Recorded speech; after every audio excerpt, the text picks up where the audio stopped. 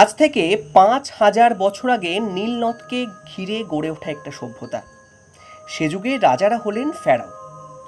খ্রিস্টজন্মে ৩,১০০ বছর আগে রাজা মেনেস হন প্রথম ফেরাও। এরপর একাধিক ক্রমে ৩১টি বংশ শাসন করেছে প্রাচীন মিশরকে। এই দীর্ঘ সময় গড়ে ওঠা প্রাচীন সভ্যতার সাক্ষ্য ছড়িয়ে আছে মিশরের প্রতিটি ধুলোকণায়। ফেরাওদের শাসনাধীন এই সময়কালকে মোটামুটি ৩ ভাগে ভাগ করা হয়ে থাকে: পুরাতন, মধ্য এবং নতুন রাজত্বকাল। পুরাতন রাজত্বকালে শাসকরা ছিলেন তৃতীয় থেকে ষষ্ঠ রাজবংশ, মানে ২৬৬৮ খ্রিস্টপূর্বাব্দ থেকে ২১৮১ খ্রিস্টপূর্বাব্দ। মধ্যম রাজত্বকালে রাজত্ব করেছেন একাদশ থেকে চতুর্দশ রাজবংশ, ২০৫০ খ্রিস্টপূর্বাব্দ থেকে ১৬৫০ খ্রিস্টপূর্বাব্দ। এই নতুন রাজত্বকালে শাসকেরা ছিলেন অষ্টাদশ থেকে বিংশতম রাজবংশ, মানে খ্রিস্টপূর্ব ষোড়শ থেকে একাদশ শতাব্দী পর্যন্ত। নতুন রাজবংশকালে র্যামেসীয় যুগে মিশর শৌর্যে বীর্যে খ্যাতির শীর্ষে প্রতিষ্ঠা লাভ করেছিল। সে যুগের মিশরীদের বিশ্বাস ছিল যে মৃত্যুর পর আত্মা দেহ থেকে পৃথক হয়ে প্রবেশ করে পরলোকের অনন্ত যাত্রাপথে। সে আত্মা একদিন ফিরে আসবে, দেহ লাভ করবে পুনর্জন্ম। দেহ পচে নষ্ট হয়ে যাওয়া থেকে রক্ষা করে তাকে মমি করে রাখা হতো। পরবর্তীকালের যাত্রার প্রয়োজন ছিল সমস্ত পার্থিব দ্রব্য সামগ্রী। মৃত ব্যক্তিরা যাতে পরলোকে কোনো অভাবে না পড়ে তাই তাদের সমাধিতে রাখা হতো ধন রত্ন, টাকা পয়সা, নিত্য ব্যবহার্য সামগ্রী ইত্যাদি। পুরাতন রাজবংশকালে রাজা ও ফেরাওয়ের সমাধির ওপর নির্মাণ করা হতো পিরামিড। যত গোপনে রাখা হতো সেই পিরামিড, কোনোটিই কিন্তু একদম অটুট থাকতো না। চোর ডাকাত লুটে নিয়ে যেত সেই সমাধি। নতুন রাজত্বকালে পিরামিড থেকে সমাধিস্থল স্থানান্তরিত হলো আরও দক্ষিণে, নীল নদের পশ্চিম তীরে, রাজধানী থিবিসের উল্টো দিকে অনুচ্চ পাহাড়ের একটি উপত্যকা, যার নাম ভ্যালি অব দ্য কিংস। পাথর কেটে তৈরি করা হলো ভূগর্ভীয় সমাধি। ভ্যালি অব দ্য কিং এর কয়েকশো সমাধি, এর দুটো অংশ। পূর্ব উপত্যকা হলো ফেরাওদের সমাধিক্ষেত্র, এখানে ৬২ জন ফেরাওয়ের সমাধি চিহ্নিত করা হয়েছে। পশ্চিম উপত্যকায় সমাধি আছে ২ জন ফেরাওয়ের, বাদবাকি সবাই উচ্চপদস্থ কর্মচারী, পুরোহিত এবং প্রজা। এবার সমাধির আবিষ্কার নিয়ে কথা বলা যাক। ফেরাও তুতেনখামেনের সমাধি আবিষ্কারের প্রথম কৃতিত্ব ব্রিটিশ প্রত্নতত্ত্ববিদ হাওয়ার্ড কার্টারের। দ্বিতীয় ব্যক্তি হলেন লর্ড কার্নাভান। ব্রিটিশ প্রত্নতত্ত্ববিদ কার্টার মিশরে এসেছিলেন ১৭ বছর বয়সে ১৯৯১ সালে। ১৯০৭ সাল থেকে লর্ড কার্নাভানের খনন কার্যের সুপারভাইজারের কাজ নেন। এর আগে কাজ করেছেন আমেরিকান প্রত্নতত্ত্ববিদ ডেভিড স্যামুয়েলের সাথে। ডেভিড রাজাদের উপত্যকা খুঁজে পেয়েছিলেন তুতেনখামেনের নামাঙ্কিত কাপ, সোনার পাত ইত্যাদি। ১৯১৪ থেকে শুরু করে ভ্যালি অব দ্য কিংসে খনন কার্য শুরু করেন কার্টার। মাঝে কিছুদিন প্রথম বিশ্বযুদ্ধের কারণে বন্ধ থাকার পর আবার শুরু করেন ১৯১৭ সালে।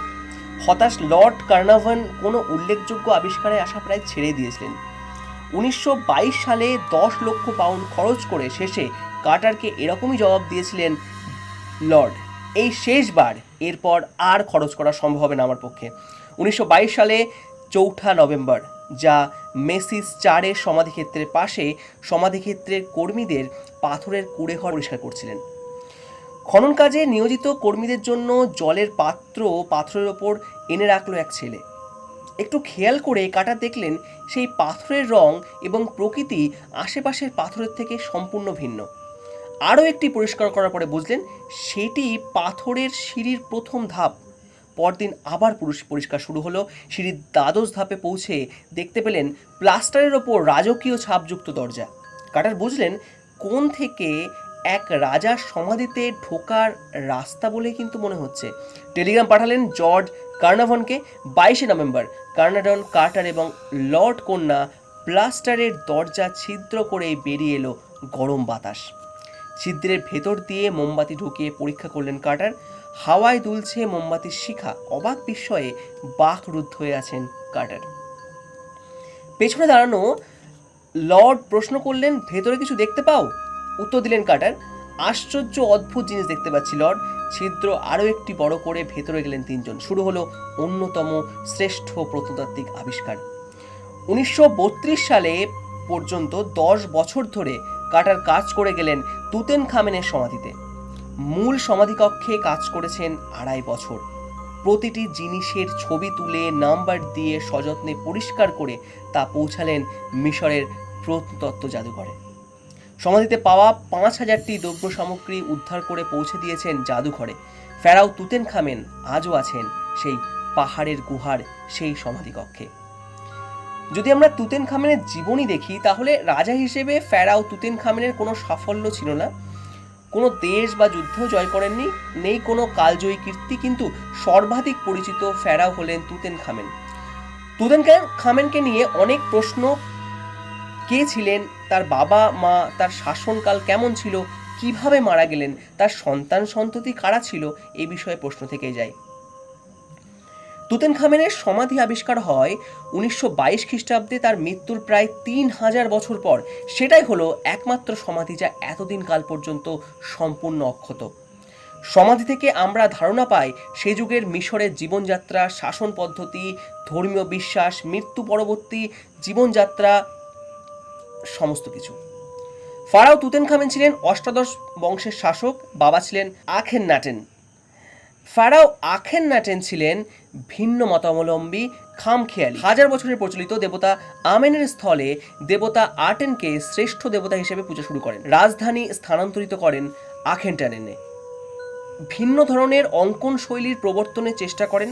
তুতেনখামেনের জন্ম খ্রিস্টপূর্ব 1341 সালে আখেনটানেনে। বাবা নাম রেখেছিলেন তুতেনখাটেন বা আটেনের জীবন্ত প্রতিচ্ছবি। মা ছিলেন রানী কিয়া। ফেরাওয়ের আখেনটানের একজন পত্নী। আখেনটানের প্রধান পত্নী ছিলেন নেফরিতিতি। খ্রিস্টপূর্ব 1333 সালে মাত্র 9 বছর বয়সে শাসনভার নেন তুতেনখামেন। এই জন্যই ইতিহাসে তিনি বালক রাজা। ধারণা করা হয় শক্তিশালী উপদেষ্টা পরিষদ ছিল তার, যেমন সেনাপতি হেরামোহেব এবং পুরোহিত আই। রাজা হওয়ার পর বিয়ে করেন সৎ বোন নেফরিতিতি কন্যা আখনেটানেন পাটেনকে। তার শাসনকাল ছিল ঝঞ্ঝা বিক্ষুব্ধ। প্রজা এবং পুরোহিতদের অসন্তোষ কমাতে আটেনের পরিবর্তে আবার প্রচলন করেন আমেনকে শ্রেষ্ঠ দেবতা হিসাবে। রাজধানী স্থানান্তরিত করেন থিবসে। নিজের নাম পরিবর্তন করে তুতেনখামেন স্থলে রাখেন তুতেনখামেন এবং স্ত্রীর নাম আখেনপেটেসেন্টেন স্থলে আখেনটেনসেনমুন। তাদের 2 কন্যা সন্তান।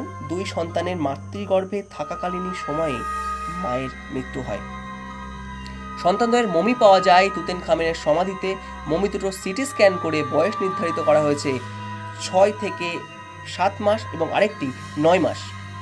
তিনি ছিলেন হালকা পাতলা গড়নের, উচ্চতা 180 সেন্টিমিটার মতো। সামনের দাঁতগুলো ছিল উঁচু, মাথা ছিল কিছুটা লম্বা। 18 বছর বয়সে 1323 খ্রিস্টপূর্বাব্দে মারা যান। এত অল্প বয়সে কেন মারা গেলেন তুতেনখামেন তা এক রহস্য। অনেকেই মৃত্যুকে খুন হিসেবে বর্ণনা করেন। তার মাথার খুলিতে ভাঙা হাড়কে স্ক্যান করে এটি পাওয়া যায় এবং সিটি স্ক্যান তার পায়ের হাড় ভাঙা পাওয়া গেছে। অনেকে ধারণা করেন তার হাড় ভাঙা স্থানে সংক্রমণ হয়ে মারা যান তুতেনখামেন। সাম্প্রতিককালের ডিএনএ পরীক্ষায় তার দেহে ম্যালেরিয়া জীবাণুর ডিএনএ পাওয়া গেছে। তবে ম্যালেরিয়াই কি তার মৃত্যুর কারণ? বন্ধুরা, এটা ছিল একটা সাধারণ একটা ইতিহাস মিশর সাম্রাজ্যের তুতেনখামেনকে নিয়ে। অনেকগুলো রহস্য আছে তুতেনখামেনের নিয়ে। তুতেনখামেন যে ছুরিটা ব্যবহার করতেন, সে ড্যাগারটা ইউজ করতেন, সেটা কিন্তু সেই সময়কার কোনো এরকম ধাতু পাওয়া যায়নি। কারণ সেই সময়কার যা সোনা এবং কোবাল্ট মিশিয়ে যে ধরনের তার কাছে ড্যাগার বা ছুরি ছিল, সেটি অন্য কোথাও পাওয়া যায়নি। অনেকে মনে করেন এটা কি কোনো এলিয়েন টেকনোলজির সঙ্গে কোনো যোগ ছিল কিনা। এবং শুধু তাই না, যে ছবিগুলো পাওয়া গেছে মাথাটি অস্বাভাবিক বড় দেখানো হয়েছে, যেটা কিন্তু যারা এলিয়েন তত্ত্বে বিশ্বাসী তারা মনে করেন এটি হয়তো কোনো এলিয়েনের সঙ্গে সম্পর্কযুক্ত কোনো ছবি, বা এই রহস্যের কিন্তু এখনও অনেক কিছু সমাধান হয়নি। তো বন্ধুরা, এটাই ছিল পুরো ভিডিও। কেমন লাগলো আপনাদের অবশ্যই আপনারা জানাবেন, আর কমেন্ট করতে ভুলবেন না। আবার নতুন ভিডিও নিয়ে আসবো, আরেকটা নতুন রহস্যজনক ভিডিও নিয়ে। ততক্ষণ জানতে থাকুন। আরও এই ভিডিওটা শেয়ার করে দিন, লাইক করুন, যাতে আপনার মতো আমার মতো সবাই এই অজানা রহস্যকে জানতে পারে। আবার দেখা হবে নতুন ভিডিওতে। ততক্ষণে গুড বাই। আর অজানাকে জানানোই আমার এবং আপনার আসল উদ্দেশ্য। ধন্যবাদ।